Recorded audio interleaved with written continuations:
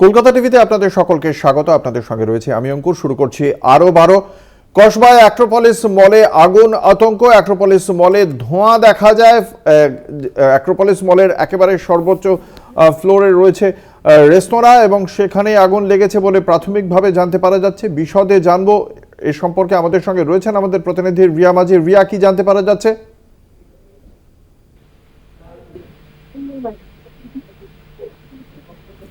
রিয়া, শুনতে পাওয়া যাচ্ছে? আপনাদের জানিয়ে রাখি, এ নিয়ে দ্বিতীয়বার অ্যাক্রোপলিস মলে আগুন লাগলো 5 মাসের মধ্যে। এই বিল্ডিং এ বেশ কিছু অফিস রয়েছে। দ্রুত আগুন নেভানোর কাজও শুরু হয়। বিশদে জানবো। আমাদের সঙ্গে রয়েছেন আমাদের প্রতিনিধি রিয়া মাঝি। রিয়া, কখন লেগেছিল এই আগুন? কতটা বড় আকারের আগুন ছিল? দেখো, যেটা জানা যাচ্ছে সেখানকার কর্তৃপক্ষ সূত্রে ফুটফুটে একটি ধোঁয়া লক্ষ্য করা যায় প্রথমেই, এবং তারপরে ভিতরে অল্প বিস্তার আগুনের ফুলকিও দেখা যায় বলে এমনটাই কিন্তু জানা যাচ্ছে। তবে তাদের কিন্তু ফায়ার কেউ খবর দিতে হয়নি। তাদের নিজস্ব যে ফায়ার ফাইটিং সিস্টেম, সেটা দিয়ে কিন্তু পুরো জায়গা আনা সম্ভব হয়েছে এবং ইতিমধ্যে একদম পিসফুল রয়েছে বলে এমনটাই জানা যাচ্ছে। তবে 4 মাস আগে যে আগুন লেগেছিল অ্যাক্রোপলিস মলে এবং তার জন্য বন্ধ রাখতে হয়েছিল মল, এবং সেই আতঙ্ক কিন্তু আজকেও মানুষের মধ্যে দেখা গিয়েছে। কারণ সেখানে যখন এই ধোঁয়া লক্ষ্য করা গিয়েছে, একদম যে টপ ফ্লোর অর্থাৎ যেখানে ফুড কোর্ট রয়েছে সেখান থেকে কিন্তু যারা স্টাফরা ছিল তারা ইমিডিয়েট নিচে নেমে আসে এবং সেখানে যারা ফায়ার ফাইটিং সিস্টেমের যারা লোক আছে ওখানে, তারা কিন্তু ইমিডিয়েট ফাইটিং সিস্টেম ইউজ করে এবং ইউজ করে পুরো জায়গাটাকে কিন্তু নিয়ন্ত্রণে আনে। ইতিমধ্যেই কিন্তু যেটা দেখা যাচ্ছে যে যারা ফায়ারের আধিকারিকরা তারা কিন্তু ঘটনা পৌঁছেছে এবং কি থেকে এই আগুন, শুধু কি শর্ট সার্কিট থেকে এই ধোঁয়া বা আগুন লক্ষ্য করা গিয়েছে, নাকি সেখানে যেহেতু ফুড কোর্ট সেই কারণে মনে করা হচ্ছে যে কোনো কিছু থেকে এই আগুনের ফুলকি দেখা যেতে পারে, এবং সেই বিষয়টাই দেখার জন্য কিন্তু ইতিমধ্যেই ফায়ারের যারা আধিকারিকরা তারা ঘটনাস্থলে গিয়েছে। এই অ্যাক্রোপলিস মলে যে আগুন লেগেছিল, এখানে তো বেশ কিছু অফিসও রয়েছে। তাহলে কি সেখানকার কর্মচারীদের সঙ্গে সঙ্গে শপিং মল থেকে বের করে দেওয়া হয়? না, দেখো, তোমাকে একটা জিনিস জানিয়ে রাখবো, সেটা হচ্ছে যে ফুড কোর্টে আগুন লেগেছে অর্থাৎ যে ফুড কোর্ট অ্যাক্রোপলিস মলের, সেখানে কিন্তু দুটি পাশাপাশি তার মধ্যস্থলে একটি সেটা কিচেন নাকি অন্য কিছু সেটা এখনো বোঝা যাচ্ছে না। ছবিতে সে বিষয়টা স্পষ্ট হচ্ছে।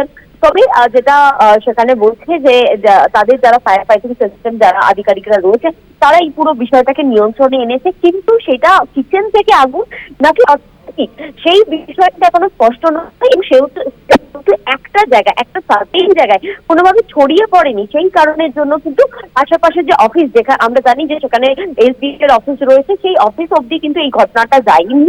একটা সার্টেন জায়গায় হয়েছে, সেখানকার যারা স্টাফ তারা কিন্তু সেখান থেকে সরে গিয়েছে। আজকে কি মল খোলা থাকবে সে বিষয়ে কিছু জানিয়েছে শপিং মল কর্তৃপক্ষ? দেখো, এখন অব্দি কিছু স্পষ্ট নয়, কারণ এটা একটা সার্টেন জায়গাতে হয়েছে। এখন কর্তৃপক্ষ তারা ফায়ার ফাইটিং যারা সিস্টেম এর আধিকারিকরা রয়েছে এবং যারা যারা ফায়ারের যারা আধিকারিকরা রয়েছে, তারা ইতিমধ্যে ঘটনাস্থলে গিয়েছে কোথা থেকে আগুনের এই সোর্স সেটা জানার জন্য। তবে এখনো মল বন্ধ থাকবে কি না সেটা কিন্তু এখনো স্পষ্ট না। ধন্যবাদ। আমাদের সঙ্গে ছিলেন আমাদের প্রতিনিধি রিয়া মাঝি। আপনাদের জানিয়ে রাখি, গত 14ই জুন কসবার এই মলে ভয়াবহ অগ্নিকাণ্ডের ঘটনা ঘটেছিল। সেই সময়ও ফুড কোর্ট থেকে আগুন ছড়িয়েছিল। দক্ষিণ কলকাতার অন্যতম বৃহৎ এই শপিং মল, বহু মানুষের কর্মসংস্থান এই শপিং মলের সঙ্গে জড়িয়ে। কয়েক হাজার মানুষ এখানে চাকরি করেন। 100রও বেশি আউটলেট রয়েছে এই শপিং মলে।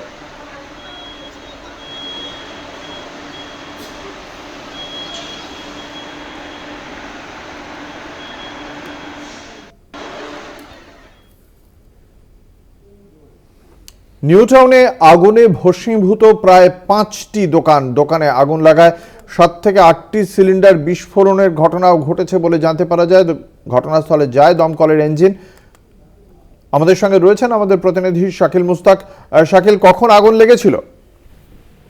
নিউ টাউন লস্কর রাইট, সেই টিসিএস এর যে আইটি সেক্টরের অফিস আছে, সেই অফিসের পাশেই কিন্তু একটি চায়ের দোকান ছিল। সেই চায়ের দোকানেই কিন্তু রাত 12টা নাগাদ আগুন লাগে। এরপরেই কিন্তু স্থানীয়রা তৎপরতায় কিন্তু দমকলের ইঞ্জিনকে খবর দেওয়া হলে দুটি ইঞ্জিন কিন্তু ঘটনাস্থলে আসে এবং আগুন দেওয়ানোর চেষ্টা করে, কিন্তু পরপর যে দোকানগুলি ছিল আরো ফাস্টফুডের দোকান, সেই দোকানে কিন্তু একের পর এক কিন্তু সিলিন্ডার বিস্ফোরণ ঘটে। প্রায় 7 থেকে 8টি সিলিন্ডার বিস্ফোরণ হয়।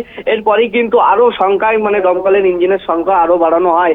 এরপরে টেকনোসিটি থানার পুলিশ ঘটনাস্থলে আসে, আগুন নিয়ন্ত্রণে আসে 6টি ইঞ্জিনের তৎপরতায়। কিন্তু কি থেকে আগুন লেগেছে কিন্তু জানা যায়নি এখনো পর্যন্ত। কিন্তু এই ঘটনার তদন্ত করছে টেকনোসিটি থানার পুলিশ এবং প্রাথমিকভাবে মনে করা হচ্ছে শর্ট সার্কিট থেকেই এই আগুন লেগেছে, এমনটাই কিন্তু মনে করছে পুলিশ এবং দমকলের আধিকারিকরা। ধন্যবাদ। আমাদের সঙ্গে ছিলেন আমাদের প্রতিনিধি শাকিল মুস্তাক।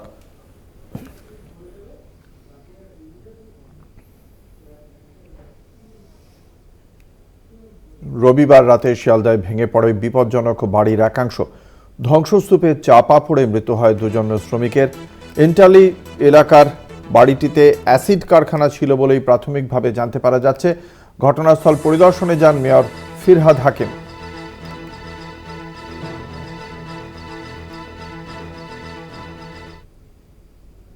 কনভেন্ট রোডের ভেঙে পড়ায় বাড়িটিকে আগেই বিপজ্জনক হিসেবে ঘোষণা করা হয়েছিল। আগেই বিপজ্জনক ঘোষণা করেছিল কলকাতা পুরসভা। বেশ কয়েকটি নোটিশও পাঠানো হয় বাড়ির মালিককে। আমাদের সঙ্গে রয়েছেন আমাদের প্রতিনিধি দুর্গাদাস বন্দ্যোপাধ্যায়। এখনো পর্যন্ত কলকাতা পুরসভার সূত্রে কি জানতে পারা যাচ্ছে? বাড়ির মালিককে নোটিশ সার্ভ করার পরেও যখন বাড়ির মালিক কোনো পদক্ষেপ করেনি, পুরসভা তরফে কি পদক্ষেপ করা হয়েছিল? দেখো, রাত্রে কনভেন্ট রোডে যে বাড়িটি ভেঙে পড়ে এবং দুজনের মৃত্যুর ঘটনা ঘটে এবং এখনো পর্যন্ত উদ্ধার কাজ চলছে, যদি তারপর থেকে আর নতুন করে ধ্বংসস্তূপের নিচে কেউ চাপা পড়ে আছে এমনটা আর খবর পাওয়া যায়। তবে এই বিষয়টা নিয়েই তিনি দৌড়ে গিয়েছিলেন রাজ্যের মন্ত্রী তথা কলকাতার মেয়র ফিরহাদ হাকিম, এবং যেটা কর্পোরেশন সূত্রে জানা গিয়েছে যে দীর্ঘদিন ধরে এটি বন্ধ থাকা কালী কলকাতা পুরসভার বিল্ডিং বিভাগের পক্ষ থেকে একাধিক নোটিশ পাঠানো হয়, এমনকি বিপজ্জনক বাড়ি ঘোষণা করে সেখানে একটি বোর্ডও লাগানো হয়। এবং কলকাতা পুরসভা সূত্রে এটাও বলা হয়েছে যে যে বোর্ডটি লাগানো ছিল সেটা বাড়ির মালিক বা সেখানে যারা কাজ করতেন তারাই কোনোভাবে হয়তো বোর্ডটিকে খুলে দিয়েছেন, কিন্তু নথিতে সেটিকে যে বিপজ্জনক বাড়ি ঘোষণা করা হয়েছিল সেটা রয়েছে। পাশাপাশি আর একটা বিষয়ে আপডেট দিয়ে দিই যে গতকাল ঘটনাস্থলে দাঁড়িয়ে মেয়র ফিরহাদ হাকিম বলেছিলেন আজ সকাল থেকে বাড়িটি ভাঙা পুরোপুরিভাবে ভেঙে ফেলার কাজ শুরু হবে, কিন্তু কলকাতা পুলিশ আজ সকালবেলা জানিয়েছে যে তারা এই ঘটনার জন্য ফরেনসিক যে ব্যবস্থা তাদের রয়েছে, এই ফরেনসিক ইনভেস্টিগেশনের কাজ শেষ হওয়ার পরেই যেন কলকাতা পুরসভা বাড়িটি ভাঙার কাজ শুরু করে। ফলে যতক্ষণ না পর্যন্ত কলকাতা পুলিশের ফরেনসিক ইনভেস্টিগেশনের কাজ শেষ হচ্ছে ততক্ষণ এই বাড়িটি ভাঙার কাজটা আপাতত স্থগিত রাখা হয়েছে। তবে ফরেনসিক এই কাজ হয়ে যাবার পরে কিন্তু সঙ্গে সঙ্গে এই বাড়িটিকে ভেঙে ফেলা হবে বলে বিল্ডিং বিভাগের সূত্রে জানা গিয়েছে। ধন্যবাদ। আমাদের সঙ্গে ছিলেন আমাদের প্রতিনিধি দুর্গাদাস বন্দ্যোপাধ্যায়।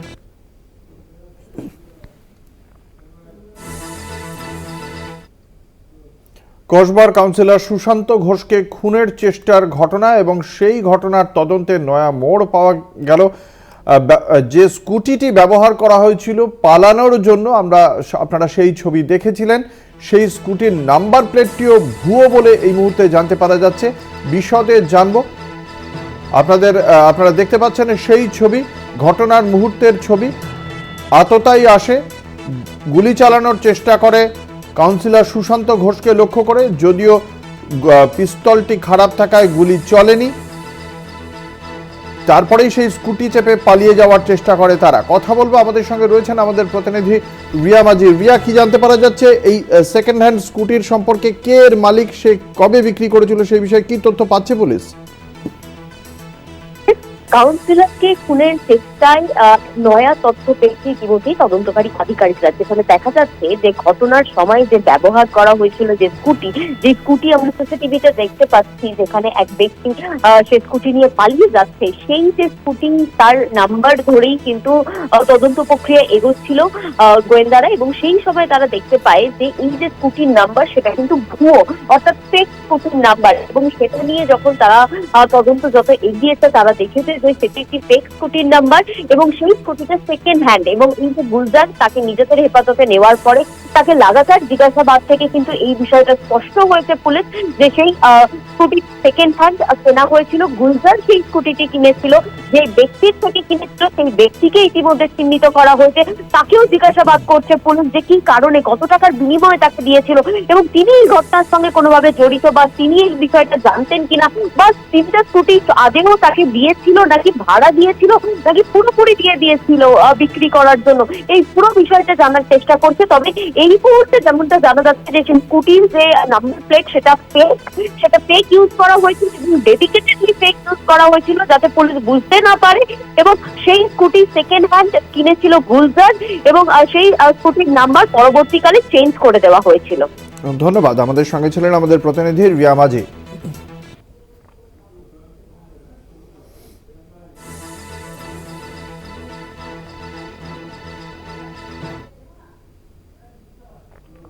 কসবার কাউন্সিলর সুশান্ত ঘোষের ওপর দুষ্কৃতী হামলা, ফিরহাদ হাকিমের পর এবার সৌগত রায়ও আইন শৃঙ্খলা নিয়ে আক্রমণ করলেন পুলিশকে।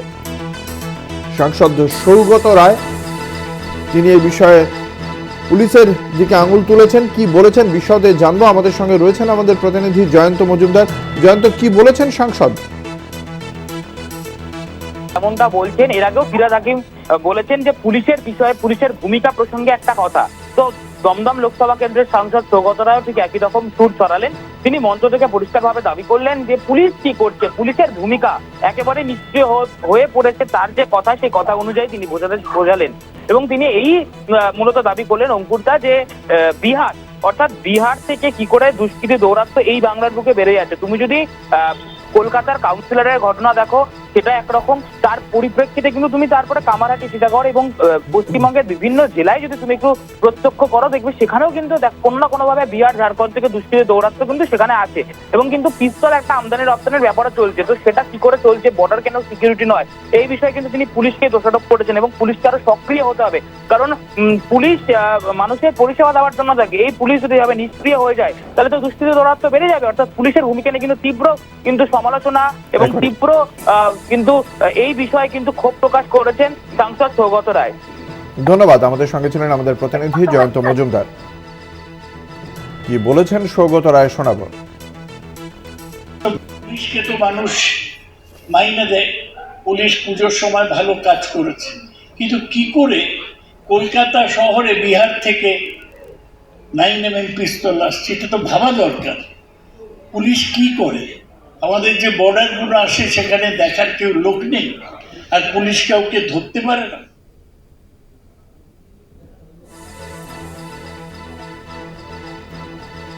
এ বিষয়ে আমরা কথা বলেছিলাম রাজনৈতিক মহলের সঙ্গে। কি বলেছেন রাজ্য বিজেপির মুখপাত্র তথা সাংসদ শ্রমিক ভট্টাচার্য, প্রদেশ কংগ্রেসের মুখপাত্র সৌম্য এইচ রায় এবং সিপিএম নেতা বিকাশ রঞ্জন ভট্টাচার্য শোনাব।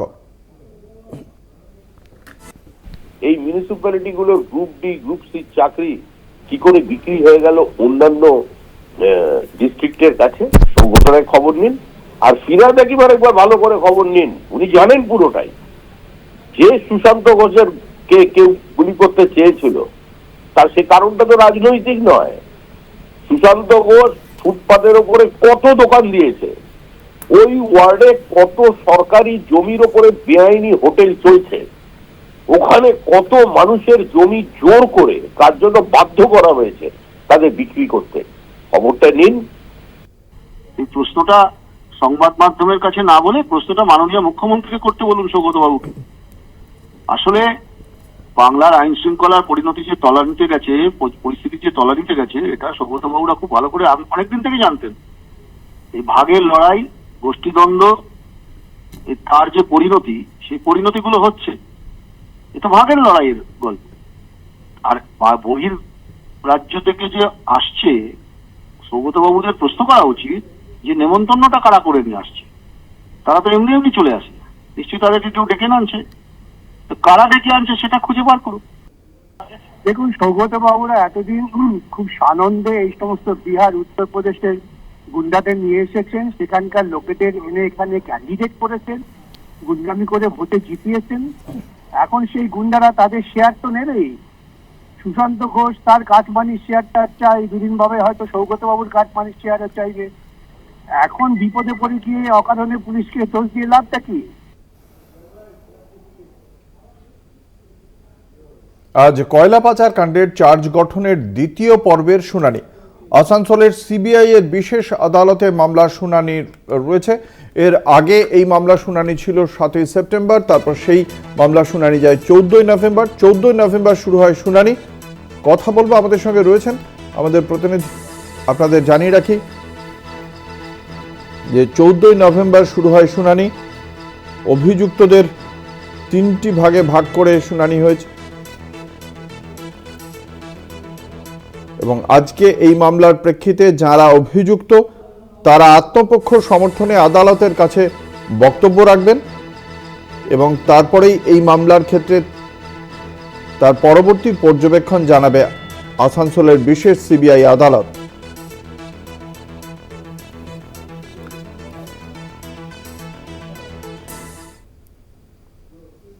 সুন্দরবনের কালিন্দী নদীর ফেরিঘাটে ধসের জেরে বসে গিয়েছে বাঁধের কিছুটা অংশ।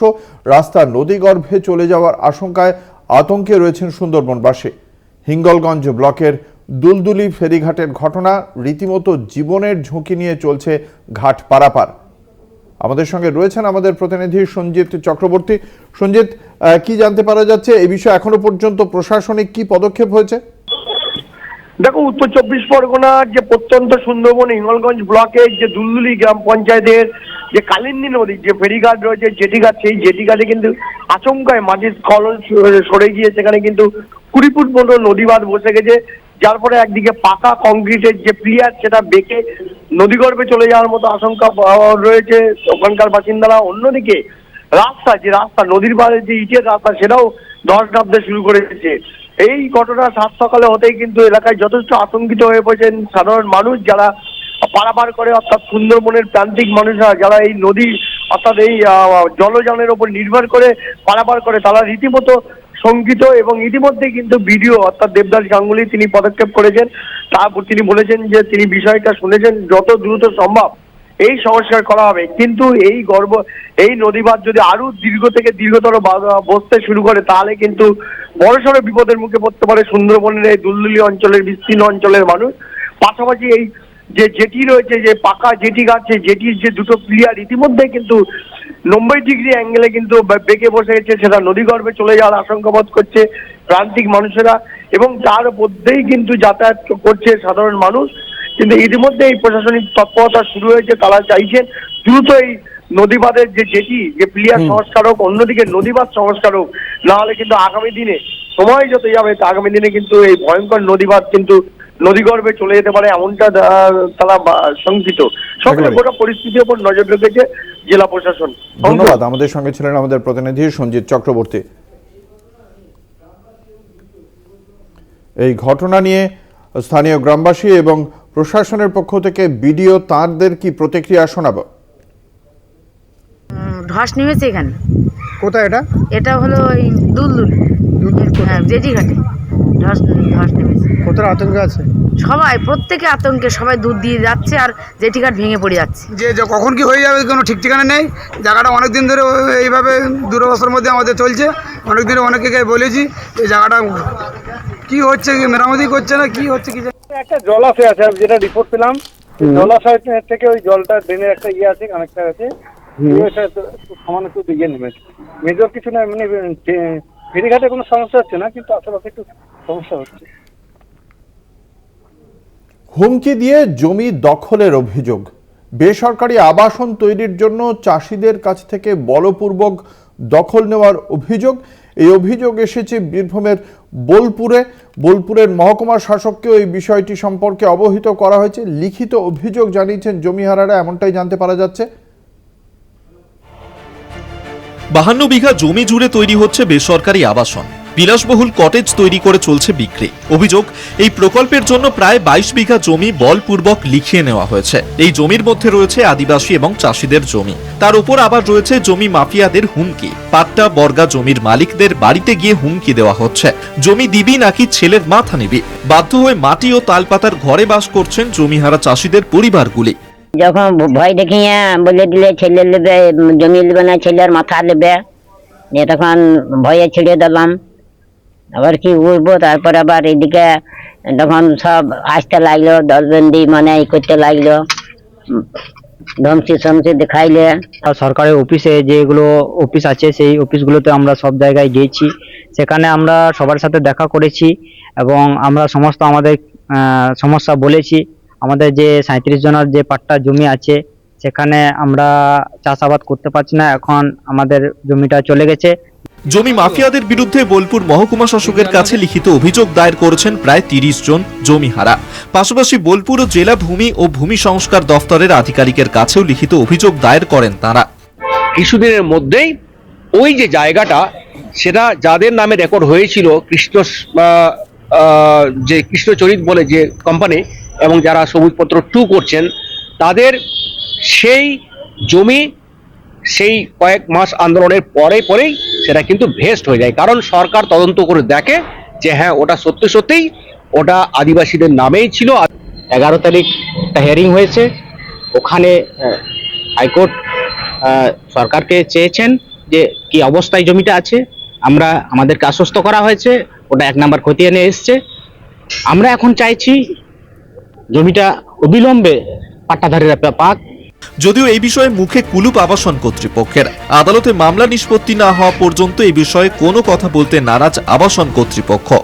ওটা তো চলছে, এই অভিযোগটা তো 4 মাস আগে উঠেছে, এখন তো নতুন করে ওঠেনি। অভিযোগ উঠেছে, অভিযোগের উপরে তদন্ত হচ্ছে, তদন্ত হয়েওছে, কোর্টে জুডিশিয়ালে ম্যাটারে আছে, জুডিশিয়াল বলে দেবে কি আছে না আছে। 2 দশক ধরে বোলপুর শান্তিনিকেতন এলাকায় জমি মাফিয়াদের দৌরাত্ম্য বৃদ্ধি পেয়েছে। সরকারি জমি, বন দফতরের জমি, নদীর পার, সেচের জমি ও দেবোত্তর জমি দখলের ভুরি অভিযোগ।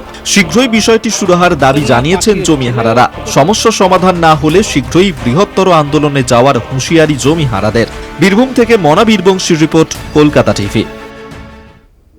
জোড়াসাঁকো থানা এলাকার মহাত্মা গান্ধী রোডের ফুটপাথে রক্তাক্ত দেহ। রবিবার রাতে সেই দেহ উদ্ধার করে পুলিশ। আমাদের সঙ্গে রয়েছেন আমাদের প্রতিনিধি রিয়া মাঝি। রিয়া, কি জানতে পারা যাচ্ছে পুলিশ সূত্রে ঘটনাটি সম্পর্কে? আমরা জানিয়ে রাখবো যে জোড়াসাঁকো থানা এলাকায় সেখানে একটি ফুটপাথবাসী তিনি শুয়েছিলেন এবং তাকে খুন করা হয়েছে বলে এমনটাই সিসিটিভি ফুটেজ সেখানে দেখা যাচ্ছে। কারণ তাকে প্রথমে গতকাল রাতেই তাকে অচৈতন্য অবস্থায় পড়ে থাকতে দেখা যায়। তাকে যখন সেখান থেকে রিকভার করা হয়, হাসপাতালে নিয়ে গেলে মৃত বলে ঘোষণা করা হয় এবং সেই সময় কিন্তু সিসিটিভি ফুটেজ দেখা হয়, কারণ তার গলায় অর্থাৎ এক্সটার্নাল মার্ক ছিল এবং সেই কারণের জন্য যখন সিসিটিভি ফুটেজ দেখা হয় সেখান থেকে কার্যত স্পষ্ট হয় যে তার গলায় ফাঁস লাগিয়ে খুন করা হয়েছে। এবং তারপরেই কিন্তু সেই সূত্র ধরেই সেই ব্যক্তিকে যে খুন করেছে সেই ব্যক্তি পৌঁছায়। ইতিমধ্যেই সেই ব্যক্তিকে অ্যারেস্ট করেছে পুলিশ বলে এমনটাই জানা যাচ্ছে এবং আজকে তাকে কোর্টে প্রডিউস করা হবে। তবে কি কারণে সেই বিষয়টা জানতে গিয়ে যেমনটা জানতে পেরেছে পুলিশ যে তার কাছে কিছু টাকা ছিল, সেই টাকা নেওয়ার জন্যই মূলত তাকে খুন করা হয়েছে বলে এমনটাই জানা যাচ্ছে। ধন্যবাদ। আমাদের সঙ্গে ছিলেন আমাদের প্রতিনিধি রিয়া মাঝি।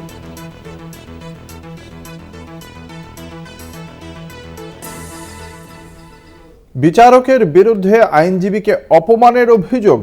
ডায়মন্ড হারবার আদালতে কর্মবিরতি পালন করছেন আইনজীবীরা। বিশদে জানবো এই ঘটনা সম্পর্কে। আমাদের সঙ্গে রয়েছেন আমাদের প্রতিনিধি মানস প্রধান। সুনির্দিষ্টভাবে কি অভিযোগ আইনজীবীদের? দেখো অঙ্কুরদা, সকালে থেকে আইনজীবীদের একটি বিক্ষোভ দেখাচ্ছে মূলত কারণ জানা যাচ্ছে, যেটা হচ্ছে ডায়মন্ড হারবার যে মেডিকেল কলেজে গত 6 তারিখে গাড়ি পার্কিং কে নিয়ে বচসা বাদে এই জজ সাহেবের সঙ্গে, আর সেই কারণে কিন্তু আজ সকাল থেকে কর্মবিরতি ডাক দিয়েছে ডায়মন্ড হারবার যে আদালতের যে আইনজীবীরা। মূলত এই যে আইনজীবীদের দাবি যে তাদের সঙ্গে যে সমাজব্যবস্থায় আসতে হবে, যে জজ সাহেব রয়েছে ডায়মন্ড হারবারে, সেই যে ডায়মন্ড হারবারে যদি জজ সাহেব যদি তাদের সঙ্গে অ্যাডজাস্ট না করে কিন্তু অনির্দিষ্ট কালের মতন এই যে আইনজীবী যে সমস্ত কাজ কিন্তু বন্ধ রাখবে বলে জানিয়েছে অঙ্কুরদা। ধন্যবাদ। আমাদের সঙ্গে ছিলেন আমাদের প্রতিনিধি মানস প্রধান।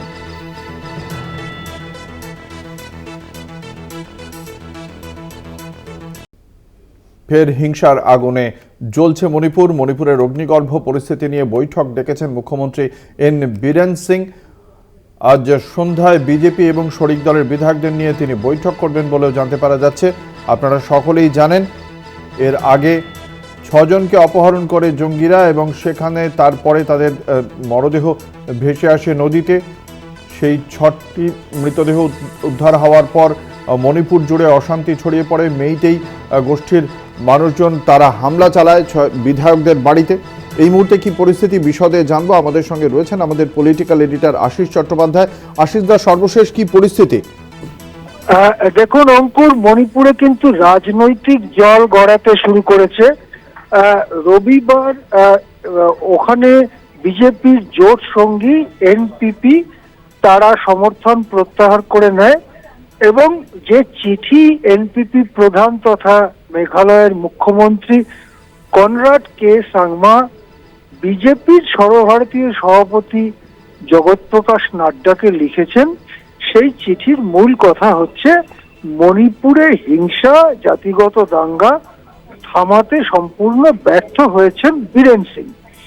এই চিঠিটা কিন্তু খুব গুরুত্বপূর্ণ। সাধারণভাবে সমর্থন অনেক সময় প্রত্যাহার করা হয়, কিন্তু যে নারকীয় হিংসা, কুৎসিত বিভৎসা চলছে তার জন্য বীরেন সিং এর সরকারকে দায়ী করে জোট সঙ্গী সমর্থন প্রত্যাহার করে নিচ্ছেন, এটা কিন্তু খুবই গুরুত্বপূর্ণ ব্যাপার। এরপরেই আমরা দেখতে পেলাম যে বীরেন সিং নিজে আজকে সকালের দিকে তিনি বলেছেন যে তার সরকার কনফিডেন্স অফ ক্রাইসিস ফেস করছে, তার সরকারের উপরে আস্থা কমে যাচ্ছে এবং এই রকম পরিস্থিতিতে তিনি বিজেপি এবং যা সহযোগী আছে তাদের সেই সব এমএলএদের মিটিং ডেকেছেন, বিধায়কদের মিটিং ডেকেছেন। এখন 2022 সালে যখন মণিপুরে নির্বাচন হয়েছিল 60টি বিধানসভা আসনের মধ্যে বিজেপি একা পেয়েছিল 31টি আসন। নানা রকম জোট সঙ্গী থাকার ফলে এনপিপি সহ তাদের খুব একটা স্বস্তিদায়ক মেজরিটি ছিল, কিন্তু এনপিপি প্রত্যাহার করে নেবার পরে তাদের মেজরিটি সত্যিই কতটা আছে এবং যদি বিধানসভার ফ্লোরে নো কনফিডেন্স মোশন আসে তাহলে সেখানে বিজেপি সেটা পার করতে পারবে কিনা এসব নিয়ে সন্দেহ দেখা দিয়েছে। সেক্ষেত্রে আজকে সন্ধ্যে 6টার সময় কেন বিধায়কদের মিটিং ডাকলেন, এইটা এখন বড় প্রশ্ন। তাহলে কি বীরেন সিংকে গদি ছাড়ার ব্যাপারে চাপ দেওয়ার হচ্ছে, বা সর্বভারতীয় বিজেপির পক্ষ থেকে কি সেরকম ইঙ্গিত বীরেন সিংকে দেওয়া হচ্ছে, নাকি বীরেন সিং নিজেই এই সরকারের মাথায় থাকতে চাইছেন না? সেক্ষেত্রে কি মণিপুর রাষ্ট্রপতির শাসনের দিকে যাচ্ছে? এরকম নানা সম্ভাবনার কথা অঙ্কুর উঠে আসছে, কিন্তু যে এই পর্যন্ত যেটা নির্দিষ্ট খবর রয়েছে সেটা হচ্ছে খানিকটা তড়িঘড়ি এনপিপির সমর্থন প্রত্যাহারের পরে সমস্ত বিধায়কদের মিটিং ডেকেছেন মুখ্যমন্ত্রী, বিজেপি বিধায়ক এবং যারাই এখনো সমর্থন করছেন সেই সমস্ত বিধায়কদের মিটিং ডেকেছেন। আজকে সন্ধ্যে 6টা নাগাদ এই বৈঠকটি হবার কথা। হ্যাঁ অঙ্কুর। আশিস দা, আপনি আমাদের সঙ্গে থাকুন। আপনারা শুনলেন যে ঘটনা আজকে মণিপুর যেভাবে হিংসাদীর্ণ, তারপরেই তার রাজনৈতিকভাবেও মণিপুর যথেষ্ট এই মুহূর্তে বেশ নাটকীয় পরিবর্তন দেখতে পাওয়া যাচ্ছে। এনপিপি সমর্থন প্রত্যাহার করেছে এবং তারপরে মুখ্যমন্ত্রী বিধায়কদের নিয়ে বৈঠক করবেন আজকেই। দিল্লিতে জোর ধাক্কা বিজেপির। বিজেপি ছেড়ে আম আদমি পার্টিতে যোগ দিলেন প্রাক্তন এমএলএ এবং বিজেপি নেতা অনিল ঝা। আমরা কথা বলবো, আমাদের সঙ্গে রয়েছেন আমাদের পলিটিক্যাল এডিটর আশিস চট্টোপাধ্যায়। আশিস দা, এই যে একদিকে কৈলাস গেহলট বেরিয়ে গেলেন আম আদমি পার্টি থেকে, অন্যদিকে আম আদমি পার্টিতে যোগ দিলেন অনিল ঝা, কিভাবে দেখছে জাতীয় রাজনীতি এই ঘটনাকে? দেখুন অঙ্কুর, বিজেপি তো নানান দল থেকে ভাঙিয়ে নেয়, সেটা তো আর নতুন কোনো কথা নয়, কিন্তু এখন আমরা একটু উলট পুরাণ দেখতে পাচ্ছি যে বিজেপি ত্যাগ করে লোকেরা অন্যদিকে যাচ্ছে। তার মধ্যে যেমন একটু আগে আমরা দেখেছি মণিপুরের থেকে জোট সঙ্গী এনপিপি সমর্থন প্রত্যাহার করে নিয়েছে, তেমনি একটি ঘটনা অনিল ঝা, যিনি দুবারের এমএলএ ছিলেন বিজেপির টিকিটে, এই মুহূর্তে যদিও তিনি এমএলএ নন, এবং তিনি পূর্বাঞ্চলী কমিউনিটি অর্থাৎ যারা বিহার, উত্তরপ্রদেশ থেকে দিল্লিতে গিয়ে সেখানকারই বাসিন্দা হয়ে গেছেন, সেই সব মানুষদের মধ্যে অনেক বড় সংখ্যায় তারা একটা বড় নেতা বিজেপির এই অনিল ঝা, তিনি বিজেপি ছেড়ে আপে যোগ দিলেন। এটা হচ্ছে প্রথম দিক। দ্বিতীয় দিক হচ্ছে, তিনি যখন যোগ দিলেন তিনি কিন্তু বিজেপির বিরুদ্ধে নানান বিষোদ্গার করেছেন, এবং দিল্লি বিজেপির বিরুদ্ধে যেমন করেছেন, তাদের মাথায় যারা আছে সর্বভারতীয় বিজেপি নেতারা, তাদের বিরুদ্ধেও বিষোদ্গার করেছেন, যেটা একটু উলট পুরাণ বলা যেতে পারে। এখন অঙ্কুশ, সামনের বছরের জানুয়ারি বা ফেব্রুয়ারি মাসে দিল্লি বিধানসভার নির্বাচন। এবারে নির্বাচন দিল্লিতে কিন্তু একটু অন্য ধরনের ব্যাপার। তার কারণ অরবিন্দ কেজরিওয়াল এবং তার পুরো ক্যাবিনেটকেই প্রায় গ্রেপ্তার করে জেলের ভেতর ঢুকিয়েছিল নানা কেন্দ্রীয় সংস্থা, ইডি, সিবিআই ইত্যাদি নানা রকম অভিযোগের ভিত্তিতে। তারা প্রায় সবাই একে একে জামিন পেয়ে ফিরে এসেছেন। ফিরে আসার পরে অরবিন্দ কেজরিওয়াল মুখ্যমন্ত্রিত্ব চেয়ার ছেড়ে দিয়েছেন, তারই দলের অন্য আরেকজন নেত্রী অতিশী মুখ্যমন্ত্রী হয়েছেন, এবং অরবিন্দ কেজরিওয়াল বলেছেন যে তার গ্রেপ্তারি ঠিক ছিল কিনা সেটা প্রমাণ হবে বিধানসভা ভোটে জনরায়ের মধ্য থেকে।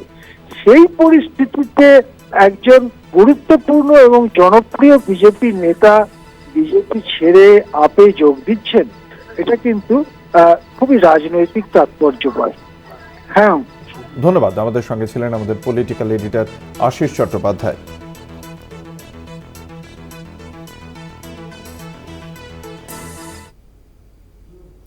ট্যাব দুর্নীতিতে বহু ছাত্রছাত্রী ক্ষতিগ্রস্ত হয়েছেন, প্রায় 2000-এর মতো ছাত্রছাত্রী ক্ষতিগ্রস্ত, এবং ইতিমধ্যেই রাজ্য সরকারের পক্ষ থেকে এই ট্যাব দুর্নীতিতে কারা জড়িত, কিভাবে হয়েছে ট্যাব দুর্নীতি, তা নিয়ে তদন্ত শুরু হয়েছে। একের পর এক গ্রেপ্তারি চলছে, এবং এবার জানতে পারা গেল প্রাইমারি স্কুলের এক শিক্ষকও এই ট্যাব দুর্নীতির সঙ্গে যুক্ত রয়েছেন। উত্তর দিনাজপুরের চোপড়া থেকে কলকাতা পুলিশের হাতে গ্রেপ্তার হয়েছেন। আমরা কথা বলবো, আমাদের সঙ্গে রয়েছেন আমাদের প্রতিনিধি রিয়া মাঝি। রিয়া, ট্যাব দুর্নীতি কাণ্ডের তদন্তের সর্বশেষ কি আপডেট পাচ্ছ পুলিশ সূত্রে? দেখো অঙ্কুরদা, যেটা নিয়ে রীতিমতো জলঘোলা হচ্ছিল যে এই যে ট্যাব কাণ্ড, যেটা নিয়ে বলা হচ্ছিল যে 3 ভাবে এই দুর্নীতি হয়ে থাকতে পারে। একটি যে একদম স্কুল লেভেল থেকে সেই দুর্নীতি হয়েছে, এবং দ্বিতীয় যেটা মনে করা হচ্ছিল যে স্কুল থেকেই কেউ এই সমস্ত কিছু তথ্য বাইরে পাচার করছে, এবং তৃতীয়ত যেভাবে পাসওয়ার্ড ইউজ করা হয়েছে বেশ কয়েকটি স্কুলে, যেটা দেখা গিয়েছে যে এত উইক পাসওয়ার্ড, সেক্ষেত্রে এটা খুব সহজেই কিন্তু সেখানে সেটা কম্প্রোমাইজ হতে পারে বা সেটাকে টেম্পার করা যেতে পারে। এবং সেই জায়গা থেকে দাঁড়িয়ে প্রধান যে সন্দেহ ছিল যে স্কুল লেভেলে হচ্ছে কিনা এই দুর্নীতি, এবং আজকে যে 3 জনকে গ্রেপ্তার করেছে কলকাতা পুলিশ, যার মধ্যে একজন চোপড়ার, এবং সেই চোপড়া স্কুলের তিনি প্রাইমারি টিচার বলে এমনটাই জানা যাচ্ছে। সেই ব্যক্তি অর্থাৎ দিবাকর দাস, নাম, 28 বছর বয়স, চোপড়ার বাসিন্দা, পেশায় প্রাইমারি স্কুলের টিচার। এই টিচারই মাস্টার মাইন্ড বলে এমনটাই কিন্তু জানাচ্ছে কলকাতা পুলিশের তরফ থেকে। এবং এখানেই প্রশ্ন উঠছে, তাহলে স্কুল লেভেলে যেটা সন্দেহ করা হয়েছিল যে স্কুল লেভেলেই এই ট্যাম্পার হচ্ছে বা এই ধরনের যে বিষয়, অর্থাৎ সেখানেই কম্প্রোমাইজ হচ্ছে, সেই বিষয়টা কিন্তু আরো একবার প্রশ্নের চিহ্ন মুক্ত করে গেল, এবং আরো একবার এই সন্দেহ গাঢ় হচ্ছে যে তাহলে কি স্কুল লেভেলেই এই পুরো বিষয়টার যে প্রচারণা সেটা কি বা স্ক্যাম, সেটা কি স্কুল লেভেলেই হচ্ছে? কারণ পুলিশের তরফ থেকে কিন্তু এর আগেই সেটা জানা গিয়েছিল, বা তদন্তকারীরা তারা তদন্ত করতে গিয়ে যেমনটা জানতে পেরেছিল যে স্কুল লেভেলে এই যে ডেটা যেটা আপলোড করা হয়, সেটা এডিট করা বা আপলোড করা তাদের হাতেই শুধুমাত্র এই অ্যাক্সেস থাকে, তারপরে সেটা লক হয়ে যায়, তারপরে সেটা এসআই এবং সেখান থেকে ডিআই অবধি যায়, তারপরে সেটা একদম চূড়ান্ত হয়। কিন্তু সেই যে বিষয়, সেই ডেটা এডিট করার অপশন বা অ্যাক্সেস কারোর কাছে থাকে না, সেটা শুধুমাত্র স্কুল লেভেলের কাছে থাকে। তো সেখানেই প্রশ্ন উঠছে, তাহলে সেই জায়গায় মানে সোর্সের মধ্যেই কি বোধ, সেখানেই কি এই কম্প্রোমাইজ গুলো হচ্ছে? কারণ ইতিমধ্যে কিন্তু চোপড়া থেকে একজন প্রাইমারি টিচারকে গ্রেপ্তার করেছে, এবং কলকাতা পুলিশ যেমনটা জানাচ্ছে যে he is a master mind and one of the master mind. তো সেক্ষেত্রে মনে করা হচ্ছে তাহলে কি স্কুল লেভেলে কি পুরো ঘাবলাটা হচ্ছে, সেই কারণেই গোটা রাজ্য জুড়ে এই ট্যাব স্ক্যাম চলছে। এবং ইতিমধ্যেই জানিয়ে রাখবো যে কলকাতা পুলিশের হাতে টোটাল এখন অব্দি 5 জন গ্রেপ্তার। আজকে 3 জন গ্রেপ্তার করেছে, তার মধ্যে দিবাকর দাস যে কিনা প্রাইমারি স্কুলের টিচার, যে কিনা মাস্টার মাইন্ড, এবং গোপাল দাস 28 বছর বয়স, তাকে দার্জিলিং থেকে গ্রেপ্তার করেছে। বিশাল ঢালিকেও দার্জিলিং থেকে গ্রেপ্তার করা হয়েছে। টোটাল 3 জন, এবং সব মিলিয়ে এর আগে 2 জনকে চোপড়া থেকে গ্রেপ্তার করা হয়েছিল। সব মিলিয়ে টোটাল 5 জনকে গ্রেপ্তার করলো কলকাতা পুলিশ। ধন্যবাদ। আমাদের সঙ্গে ছিলেন আমাদের প্রতিনিধি রিয়া মাঝি।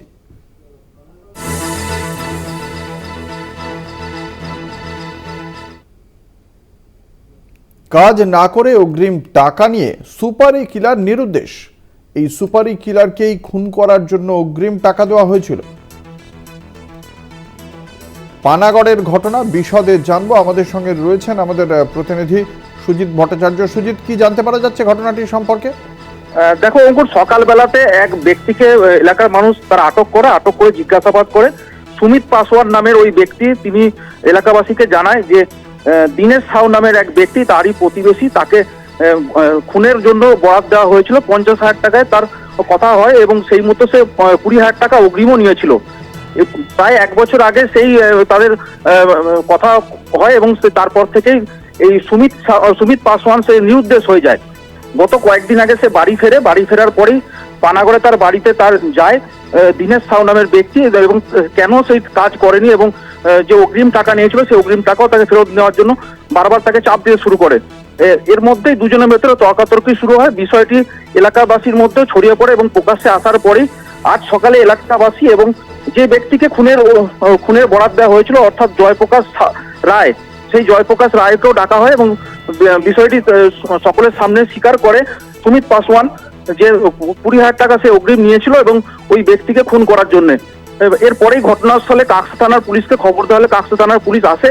কাকসা থানার পুলিশ প্রথমে সুমিত পাসওয়ানকে আটক করে নিয়ে যায় এবং তার পাশাপাশি দীনেশ সাউ, যিনি খুনের জন্য বরাত দিয়েছিলেন এই সুপারি কিলারকে, সেই ঘটনার জন্য দীনেশ সাউকেও কিন্তু আটক করে নিয়ে গেছে পুলিশ এবং 2 জনকে জিজ্ঞাসাবাদ শুরু হয়েছে। ইতিমধ্যে যেটা জানা গেছে, কাকসা থানায় এলাকার সাধারণ মানুষ তারা ভিড় জমিয়েছেন এবং জয়প্রকাশ রায়, যাকে খুন করার পরিকল্পনা করা হয়েছিল, সেই জয়প্রকাশ রায় কাকসা থানায় প্রশাসনের দ্বারস্থ হয়েছেন এবং তিনি লিখিত অভিযোগ দায়ের করতে চলেছেন। অঙ্কুর, ধন্যবাদ। আমাদের সঙ্গে ছিলেন আমাদের প্রতিনিধি সুজিত ভট্টাচার্য।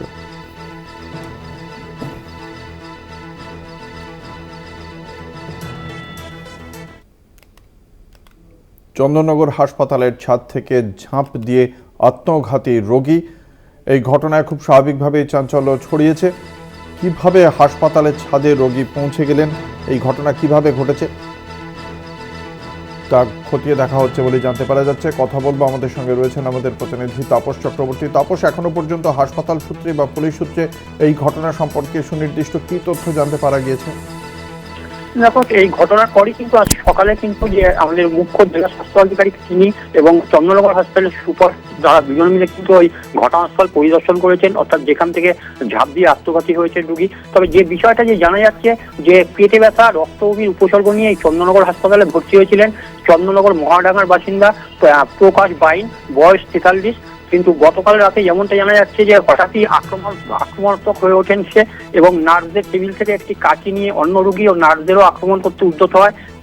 নার্সিং স্টাফদের ঘরের ভেতর দিয়ে কিন্তু সিঁড়ি বেয়ে ছাদে উঠে যায় হাসপাতালে এবং সেখান থেকেই কিন্তু ঝাঁপ দেয় এবং এরপরেই কিন্তু তাকে উদ্ধার করে অপারেশন থিয়েটারে ঢোকানোর পর কিন্তু প্রায় 3.5 নাগাদ তার মৃত্যু হয় এবং তারপরেই কিন্তু পরিবারের লোকজনকে খবর দেওয়া হয়। পরিবারের লোকজন আসে, কিন্তু পরিবারের লোকজন যেমনটা অভিযোগ তুলছে যে এই হাসপাতালের নিরাপত্তা নিয়ে।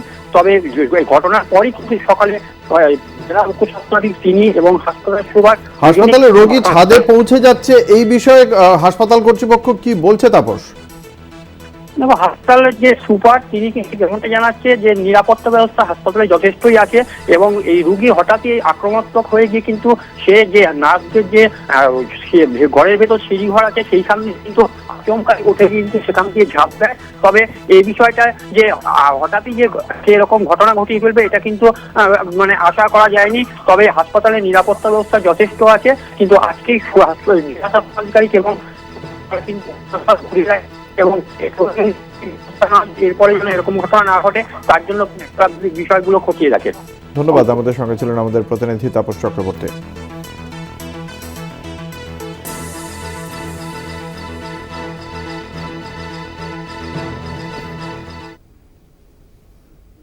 সরকারি সম্পত্তি ভাঙচুরের ক্ষেত্রে যথাযথ ব্যবস্থার নির্দেশ হাইকোর্টের। সম্পত্তি ভাঙচুরের ধারা কেন প্রয়োগ করা হয়নি এমনই প্রশ্ন তুলল আজ কলকাতা হাইকোর্ট। এ বিষয়ে রাজ্য সরকারের কে ব্যাপারে রিপোর্ট পেশ করতেও বলা হয়েছে কলকাতা হাইকোর্টের পক্ষ থেকে। রাজনৈতিক বিবাদের কারণে কেন সরকারি সম্পত্তি ভাঙচুর হবে, আজ তা নিয়ে প্রশ্ন তুলেছেন কলকাতা হাইকোর্ট। এ বিষয়ে রাজ্য সরকারের কি ভূমিকা, তারা কি পদক্ষেপ করছে, এই সমস্ত বিষয় জানতে চেয়েছে কলকাতা হাইকোর্ট। সরকারি অফিস কেন ভাঙচুর প্রশ্ন তুলেছে উচ্চ আদালত। বিশদে জানবো। আমাদের সঙ্গে রয়েছেন আমাদের প্রতিনিধি পীযূষ কান্তি নাগ। পীযূষ, ঠিক কি বলা হয়েছে এই বিষয়ে মহামান্য আদালতের পক্ষ থেকে? দেখো, মালদহের কুমকুরিয়া গ্রাম পঞ্চায়েতের একটি পঞ্চায়েতের অফিস ভাঙচুরকে কেন্দ্র করে তার প্রধান কলকাতা হাইকোর্টের দ্বারস্থ হন এবং মূলত এইখানে আবাস যোজনার অর্থ নয়ছয়ের অভিযোগ একটি রাজনৈতিক দলের পক্ষ থেকে ওখানে আন্দোলন চলছিল এবং তখনই সেই অফিস ভাঙচুর হয়। তাদের বিরুদ্ধে বিভিন্ন ধারায় মামলা দায়ের হয়। সেই তারই পরিপ্রেক্ষিতে কলকাতা হাইকোর্টে যখন বিচারপতি তীর্থঙ্কর ঘোষের এজলাসে মামলাটি আসে, তখন তিনি জানতে চান যে এই যে পঞ্চায়েতের ভবনটি, এটা সরকারি সম্পত্তি কিনা।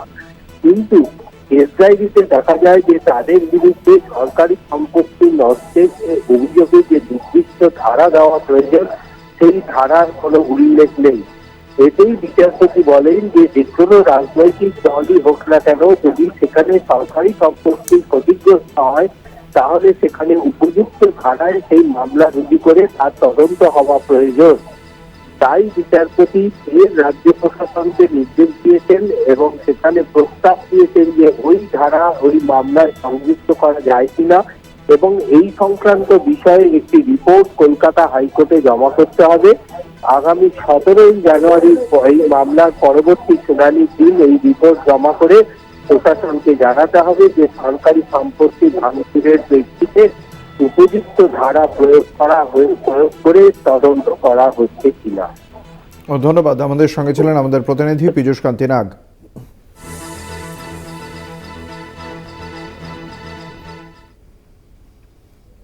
দুর্ঘটনার কবলে মালদার চাঁচলের তৃণমূল ব্লক সভাপতির গাড়ি। হরিশ্চন্দ্র 1 নম্বর ব্লক সভাপতির গাড়ির পেছনে ধাক্কা মেরেছে অন্য একটি গাড়ি। আহত হয়েছেন তৃণমূল কংগ্রেসের নেতা।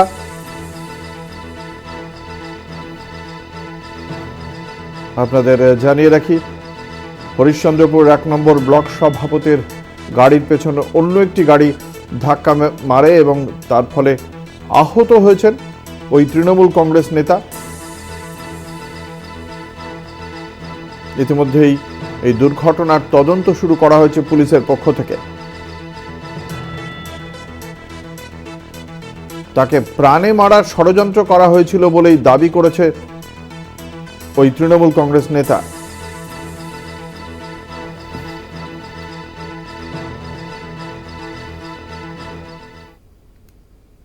ফের খড়দায় নারী নির্যাতনের অভিযোগ। সন্তানকে দেখতে না পেয়ে প্রাক্তন স্ত্রী ও তার মাকে মারধরের অভিযোগ স্বামী এবং তার প্রেমিকার বিরুদ্ধে। খড়দার ঘটনায় এই ঘটনাকে কেন্দ্র করে স্থানীয়ভাবে এলাকায় উত্তেজনা ছড়ায়, মারধর করা হয়। আপনারা দেখতে পাচ্ছেন সেই ছবি। যথেষ্ট উত্তেজনা ছড়িয়েছিল এবং কথা বলবো। আমাদের সঙ্গে রয়েছেন আমাদের প্রতিনিধি জয়ন্ত মজুমদার। জয়ন্ত, ঠিক কি ঘটেছিল ঘটনাটা? দেখো অঙ্কুরদা, প্রথমে বলে নিই, ঘটনাটা ঘটেছিল যে কিছুদিন আগেই আমরা জানি যে চুমকির সঙ্গে কিন্তু অরিন্দমের একটা বৈবাহিক সম্পর্ক ছিল। সেই বৈবাহিক সম্পর্ক ডিভোর্স হয়ে যায়, তো ডিভোর্স কেস চলে। সেই সময় কিন্তু অরিন্দম বারবার করে তার নিজের মেয়েকে দেখার জন্য কিন্তু আসেন এবং এসে কিন্তু অকথ্য ভাষায় গালিগালাজ সহ অত্যাচার করেন এবং গতকালকেও ঘটনাটা সেম ঘটেছিল। যে যখন অরিন্দম চুমকির যে বাড়ি সেখানে এসেছিলেন এবং গালিগালাজ করছিলেন এবং সেই সঙ্গে কিন্তু চুমকি কিন্তু অকথ্য ভাষায় গালিগালাজ থেকে শুরু করে তাকে মারধরও করার অভিযোগ ওঠে এবং তারপরে কিন্তু এলাকায় জানাজানি হয়, শোরগোল পড়ে যায়, রওড়া থানার পুলিশ কিন্তু অরিন্দমকে নিয়ে যায়। এই পর্যন্ত হচ্ছে গোটা ঘটনাটা ঘটেছিল। তারপরে যেমনটা হয় যে চুমকি কিন্তু এর পরিপ্রেক্ষিতে রওড়া থানায় এফআইআর দায়ের করতে যায়, কিন্তু দেখা যায় যে রওড়া থানার পুলিশ এই গোটা ঘটনার পরিপ্রেক্ষিতে কোনো রকম এফআইআর নেয় না এবং অরিন্দম যাকে কিন্তু পুলিশ প্রথমে ধরে নিয়ে গেছিল তাকেও কিন্তু ছেড়ে দেয় এবং তারপরে চুমকি এবং তার পরিবার এবং যারা এলাকাবাসী তাদের যেমনটা অভিযোগ যে পুলিশ কিন্তু তাদেরকে একাধিক হুমকি দিতে থাকে, তাদেরকে বলে যদি মিউচুয়াল না করে নেওয়া হয় এই সম্পর্কটা তাহলে কিন্তু এই এখন সিবিআই ওপর চলে গেছে, কাছে চলে গেছে, সিবিআই নাম নিয়ে কিন্তু হুমকি দেওয়া হয় এবং কোনো রকম ভাবে এফআইআর নেওয়া হয় না, এমনটা কিন্তু অভিযোগ। এবং বর্তমানে কিন্তু সেই অঞ্চলে কিন্তু অভিযোগের দাবি তুলে কিন্তু এলাকার যারা স্থানীয় মানুষ তারা কিন্তু বিক্ষোভ দেখায় এবং তারা বলেন যে আমরা সঠিক বিচার চাই, কেন এইভাবে প্রশাসন ছেড়ে দিল, কেন বা আমাদের এফআইআর নেওয়া হলো না, কেন অরিন্দম ধরকে এভাবে ছেড়ে দিল, তাহলে কি পুলিশ টাকায় বিক্রি হয়ে গিয়েছে, এই হেন কিন্তু দাবি কিন্তু স্থানীয় মানুষরা এবং চুমকি এবং তার পরিবার কিন্তু বারবার তুলতে থাকেন।